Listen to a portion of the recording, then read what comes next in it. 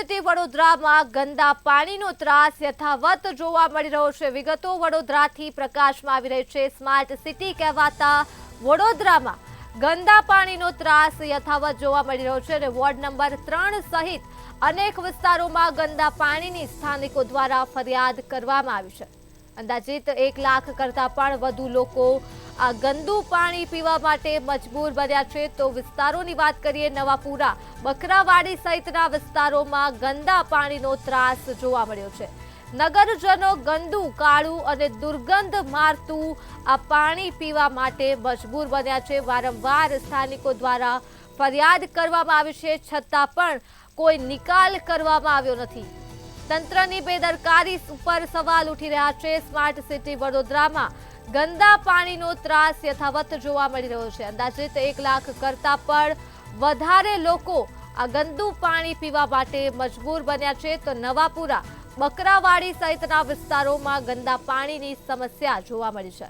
નગરજનો આ ગંદુ, કાળું અને દુર્ગંધ મારતું પાણી પીવા માટે મજબૂર બન્યા છે। વડોદરા વાસીઓ ગંદુ પાણી પીવા માટે મજબૂર બન્યા છે, ત્યારે વોર્ડ નંબર 3 સહિત અનેક વિસ્તારોમાં ગંદા પાણીની ફરિયાદ સામે આવી રહી છે। અંદાજિત 1 લાખ કરતાં પણ વધારે વડોદરા વાસીઓ આ ગંદુ પાણી પીવા મજબૂર થયા છે। તો વારંવાર સ્થાનિકોએ ફરિયાદ કરી છે આ મામલે, છતાં પણ કોઈ પણ પ્રકારનો નિકાલ કરવામાં આવ્યો નથી તંત્ર દ્વારા અને અંતે વડોદરા વાસીઓ ગંદુ પાણી પીવા મજબૂર છે। તો વિગતો મળી રહી છે, સ્માર્ટ સિટી ગણાતા વડોદરામાં સ્થાનિકો ગંદુ પાણી પી રહ્યા છે। ગંદા પાણીનો ત્રાસ યથાવત જોવા મળી રહ્યો છે। અંદાજિત 1 લાખ કરતાં પણ વધારે લોકો આ ગંદુ પાણી પીવા મજબૂર બન્યા છે। નવાપુરા, બકરાવાડી સહિતના વિસ્તારોમાં ગંદા પાણીની સમસ્યા સર્જાય છે, ત્યારે નગરજનો ગંદુ, કાળું અને દુર્ગંધ મારતું આ પાણી પીવા માટે મજબૂર બન્યા છે। તો સ્માર્ટ સિટી વડોદરામાં ગંદા પાણીનો ત્રાસ યથાવત જોવા મળી રહ્યો છે। વોર્ડ નંબર 13 સહિત અનેક વિસ્તારોમાં ગંદા પાણીની ફરિયાદ સ્થાનિકો દ્વારા કરવામાં આવી છે। અંદાજિત 1 લાખ કરતાં પણ વધુ લોકો ગંદુ પાણી પીવા મજબૂર બન્યા છે। તો આ મુદ્દે જ આપણી સાથે સંવાદદાતા નિલેશ બ્રહ્મભટ્ટ લાઈવ જોડાઈ ચૂક્યા છે। જી નિલેશ, સ્માર્ટ સિટી ગણાતી વડોદરાના વાસીઓ ગંદુ પાણી પીવા મજબૂર બન્યા છે, શું કહેશો? જી ધર્મી, વડોદરા શહેરને સ્માર્ટ સિટી કહેવામાં આવે છે ને પ્રધાનમંત્રી વડોદરાને સંઘાઈ બનાવવાની વાત કરતા હતા, ત્યારે આપ જોઈ શકો છો આ સ્માર્ટ સિટી વડોદરા મહાનગરપાલિકા વોર્ડ નંબર 13 ના રહેવાસીઓ છે। આ લોકો છેલ્લા 2 મહિનાથી ગંદુ, કાળું પાણી પીવા મજબૂર થયા છે। આપ સ્ક્રીન પર જોઈ રહ્યા છે, આ ગંદુ, કાળું, દુર્ગંધ મારતું પાણી પીવા મજબૂર થયા છે।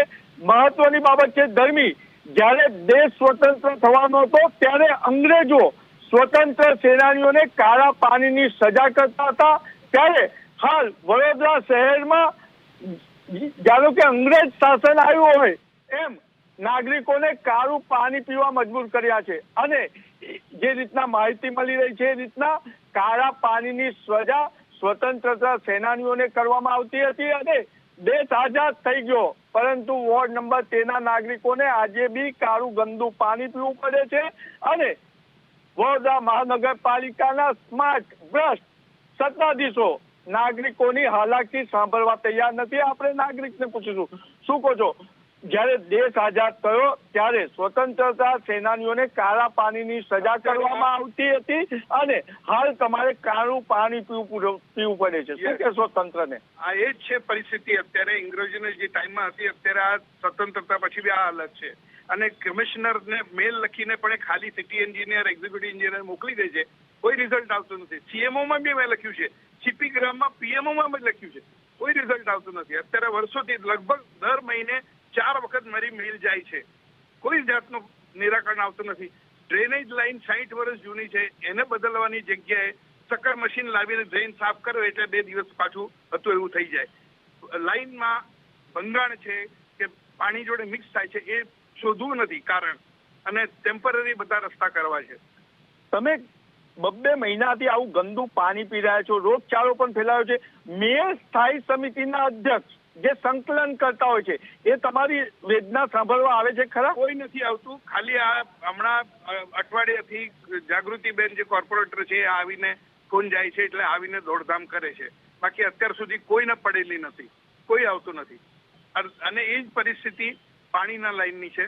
લાઈનો ગટરનું પાણી મિક્સ થાય છે, કોઈ શોધવાનું તસદી નથી લેતું. ધર્મી, સ્માર્ટ સિટી વડોદરામાં ડ્રેનેજ અને પાણીની લાઈન મિક્સ થઈ ગઈ છે, પરંતુ મેયર અને ચેરમેન પોતાની એસી કેબિનમાં સંકલન જ કર્યા કરે છે. આપણે અન્ય ગૃહિણીને પૂછીશું. બેન, શું કહો છો? પાણી ગંદુ પીવું પડે છે, શું કહેશો તંત્રને? હા, પાણી એટલું ખરાબ આવે છે કે નહાવાનું પણ ગમે ના, તો પીવાની તો વાત જ દૂર રહી.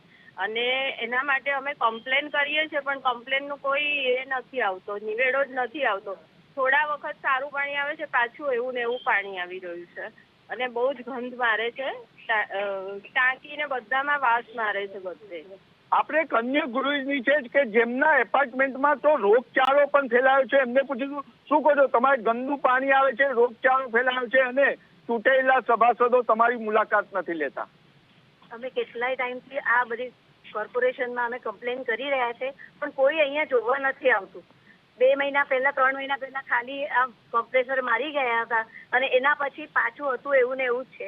આટલું બધું ગંદુ પાણી આવે છતાં અહીંયા અમારે ત્યાં 2-3 જણ બીમાર પણ પડી ગયા છે. છતાં પણ કોઈ, અને આ કમ્પ્લેન મેં કોર્પોરેશનમાં કરેલી છે કે અહીંયા બીમારી ફેલાય એટલું ખરાબ પાણી આવી રહ્યું છે, તો તમે કઈ ધ્યાન જ નથી આપતા.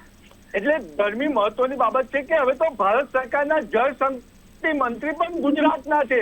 એટલે ક્યાંક ને ક્યાંક પ્રધાનમંત્રી અને જળ શક્તિ મંત્રી CR પાટીલને બદનામ કરવા કોઈ સત્તાધારી પાર્ટીનો નેતા કાવતરું કરતું હોય તેવું પણ નગરમાં ચર્ચા છે. જી ધર્મી.